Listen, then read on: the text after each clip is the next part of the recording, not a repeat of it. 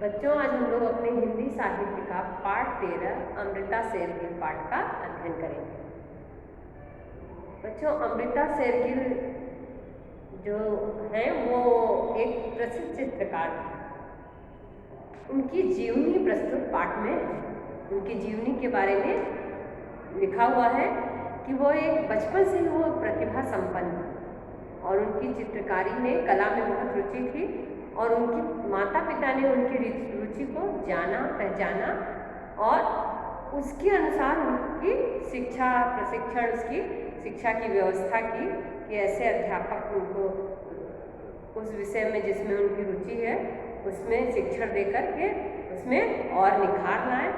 और इतना उनके में शिक्षा प्रशिक्षण लेने के बाद इतना उनके में चित्रकला में निखार आया कि कुछ ही समय में वो पूरा विश्व को अपनी अलग पहचान बना दी। अमृता शेरगिल को कला के क्षेत्र में, चित्रकला के क्षेत्र में लोग जानने लगे। उनकी अनूठी शैली को कला जगत में खूब सराहाया गया। उनकी जो शैली है, चित्रकारी जो करती थी, उसको कला जगत में बहुत सराहना की गई है। तो बच्चों, अमृता शेरगिल के बारे में हम लोग पढ़ेंगे।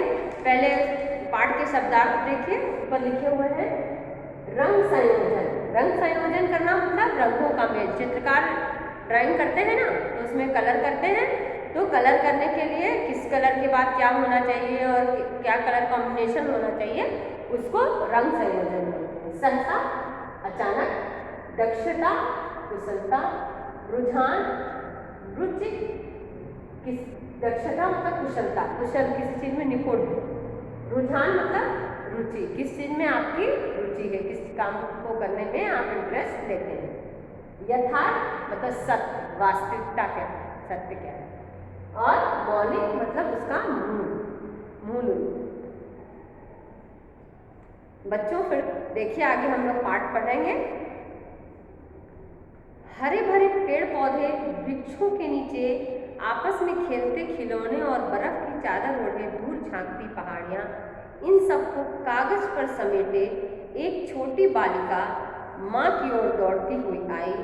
माँ, माँ देखो यह चित्र, देखो ना माँ, मेरे खिलौने बगीचे में खेल रहे हैं। अमृता शेरगिल के बारे में बोल रहे हैं कि जब बच्ची थी, बचपन में खेलती थी, तो अपने हरे भरे पेड़ पौधे, वृक्षों के नीचे आपस में खेलते खिलौनों को लेकर के जब वो खेलती थी, तो बर्फ़ की चादर ओढ़े हुए जो पहाड़ियाँ थी घर के आसपास की, इन सबको क्या करती थी, कागज पे समेटे एक छोटी बालिका माँ की ओर दौड़ती हुई आई। ये सारा जहाँ पर वो खेल रही थी, वहाँ पर अपने खिलौनों को देखी और उस हरियाली का दृश्य, पेड़ का, पौधों का और पहाड़ी का दृश्य जो है, वो पहाड़ियों को झांकती पहाड़ियाँ जो थी, सबको उन्होंने कागज पर उकेरा, एक चित्रकला बनाया और दौड़ती हुई उन्होंने अपनी माँ के पास को दिखाया। माँ के पास दौड़ती हुई गई और दिखाई, क्या बोली, माँ, माँ देखो यह चित्र, देखो ना माँ, मेरे खिलौने बगीचे में खेल रहे हैं।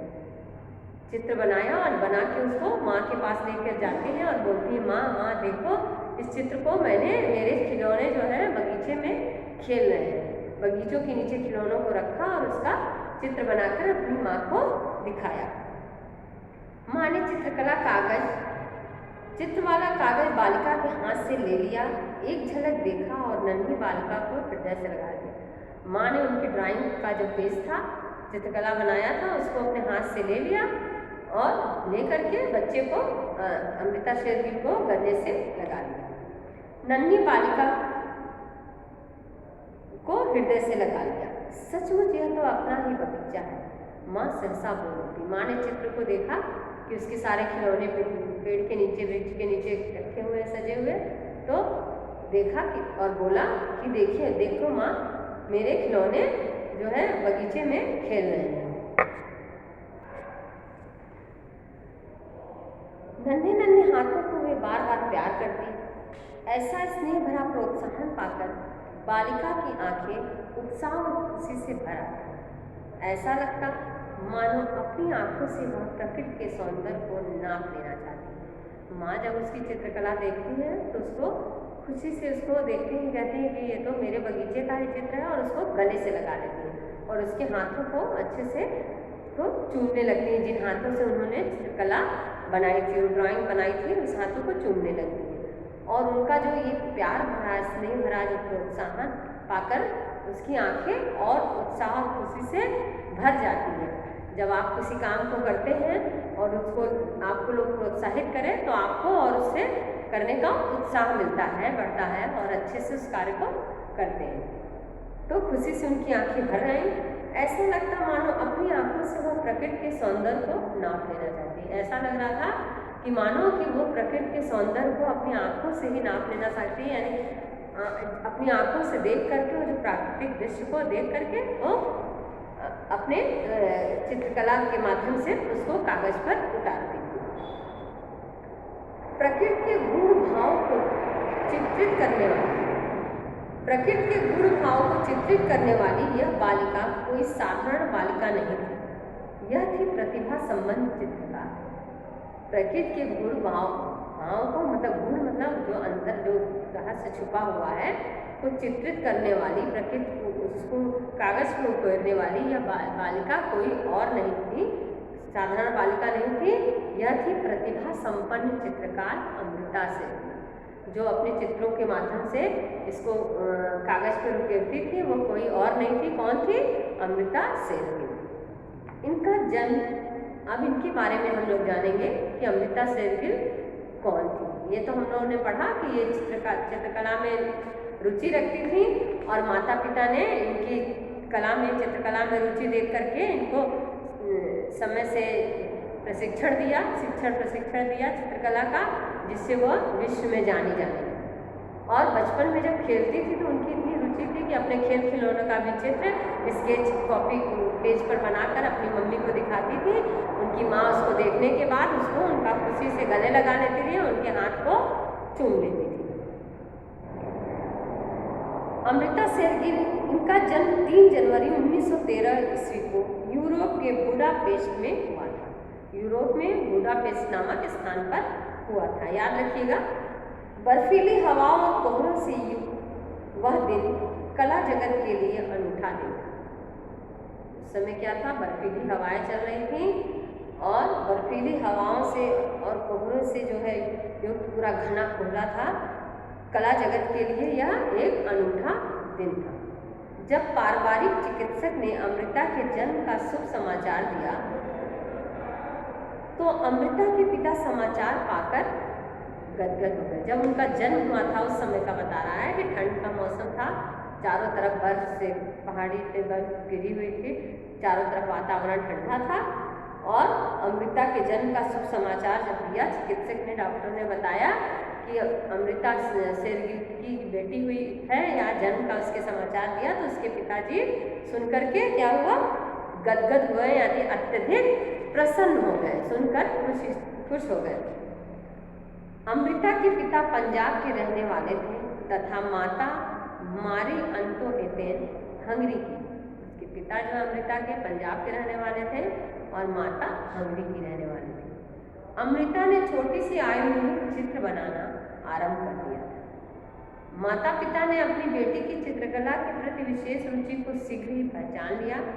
6-7 वर्ष की अवस्था तक पहुँचते पहुँचते वह कहानियों के विभिन्न विषयों को चित्रों में उतार देती। माँ यदा कदा हंगरी के लोकगीत गुनाती और नन्ही अमृता अपनी रंगीन पेंसिल से उन गीतों को चित्रकार रूप दे देती। देखिए, उनके पिता जो है पंजाब के रहने वाले थे, माँ हंगरी की।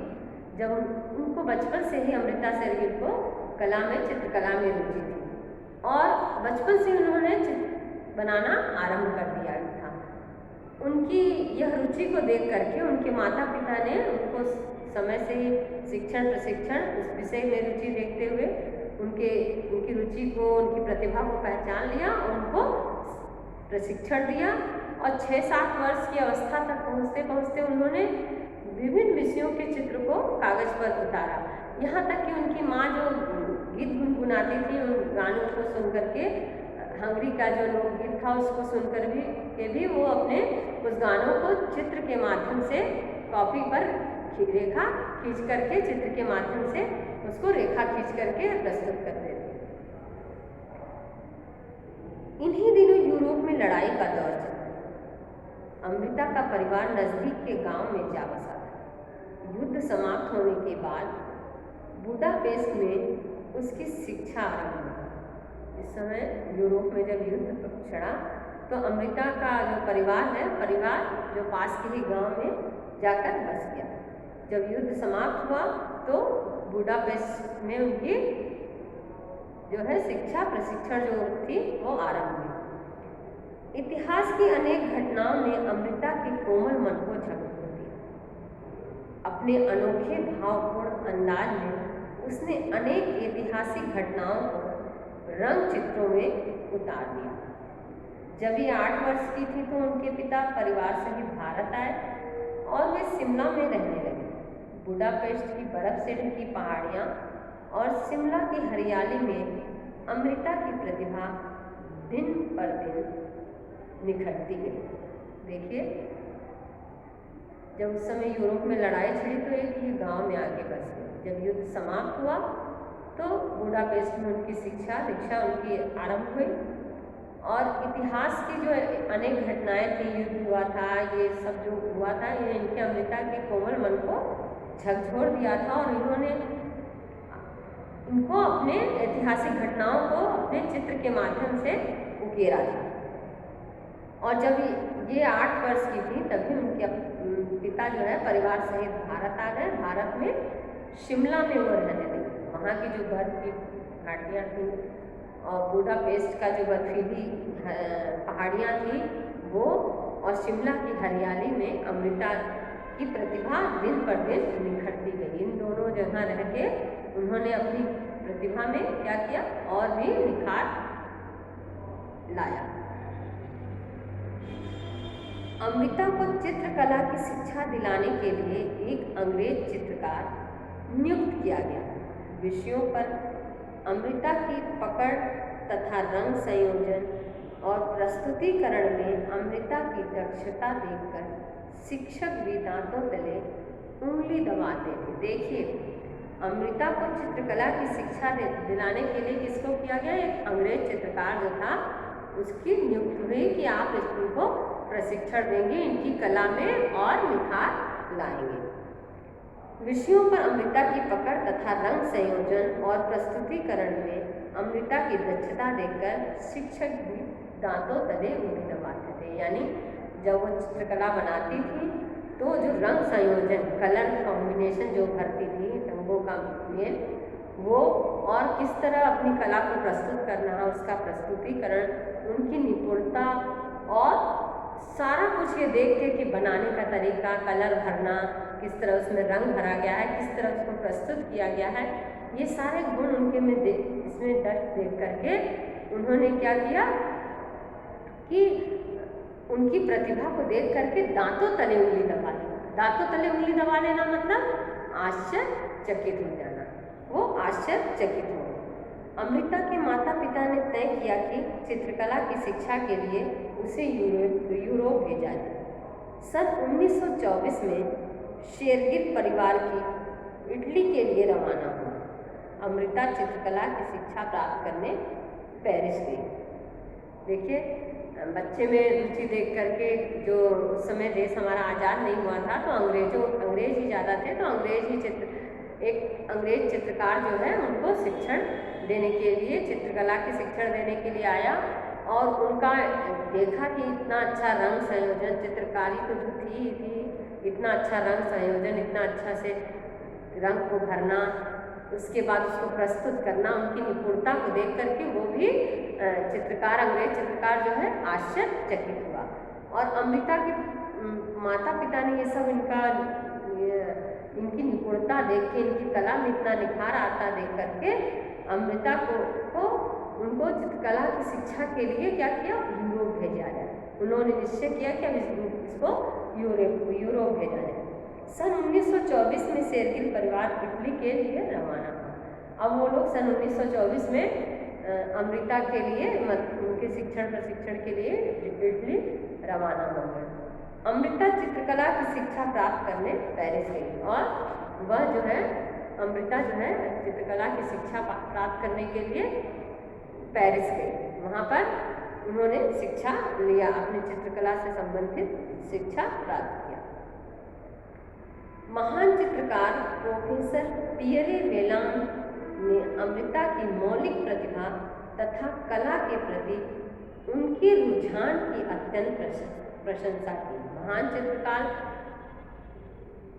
प्रोफेसर पियरे महान चित्रकार हैं, जो बहुत ही प्रसिद्ध हैं। पियरे वेलान ने अमृता की मौलिक प्रतिभा, जो उनकी मूल प्रतिभा थी, जो उनके में कला की निपुणता थी, उसको देखकर, उसके प्रति उनकी रुझान को देख करके अत्यंत उसकी प्रशंसा की कि बहुत अच्छा, उनका रुचि देख करके, उनकी प्रतिभा को देख करके उनको सराहा। उनकी संगत में अमृता की कला में निखार आ गया। व्यक्ति अगर किसी चीज़ में उसकी रुचि हो और उसको साथ में समझाने, पढ़ाने, सिखाने, मार्गदर्शन करने वाला अगर मिल जाए, किसी चीज़ में आपका रुचि है तो आपकी प्रतिभा में और भी अच्छे से निखार आएगा। उसी प्रकार शेरगिल की प्रतिभा में और भी निखार आता गया, क्योंकि उनको एक जो चित्रकार, महान चित्रकार थे, जाने माने प्रोफेसर पियरे वेलान के संरक्षण में उनको शिक्षण प्राप्त करने के लिए चित्रकला का रखा गया था। वह प्रोफेसर पियरे के गिने चुने प्रिय शिष्यों में से एक थे। प्रिय शिष्य किसको कहते हैं? जो हमारे शिक्षक का पढ़ाया हुआ, सिखाया हुआ या प्रशिक्षण दिया हुआ कार्य को अच्छे से करता है और उसमें निपुण होता है। तो प्रोफेसर पियरे के कुछ गिने चुने शिष्य थे जिनकी वो सराहना करते थे। उन्हीं शिष्यों में एक जो है अमृता शेरगिल का भी नाम था। उन्होंने स्वयं अमृता का एक चित्र बनाकर उसे भेंट सम्मानित किया। वो अमृता से इतना प्रभावित हैं कि प्रोफेसर पियरे वेलान ने ही अमृता का एक चित्र बनाया, अमृता शेरगिल का, और उस चित्र को बनाकर उन्हीं को भेंट किया कि मेरे द्वारा ये अपने शिष्य का चित्र बनाया हुआ है, उन्हीं को भेंट किया। बच्चों, आज हम लोग अपने पाठ में देखें कि अमृता शेरगिल कौन थी, एक महान चित्रकार कैसे बनी, उनकी बचपन में कैसे रुचि थी, फिर उनकी प्रतिभा को किस तरह परिवार वालों ने पहचाना और उनको समय से शिक्षण प्रशिक्षण दे करके किस प्रकार आगे बढ़ाने में उनकी सहायता की। अब आगे के पाठ को हम अगली क्लास में पढ़ेंगे। बच्चों, आप आगे जो पढ़ाया हुआ पाठ है उसको अच्छे से उसका अध्ययन करेंगे, पाठ पढ़ के अगली कक्षा में आएंगे। धन्यवाद।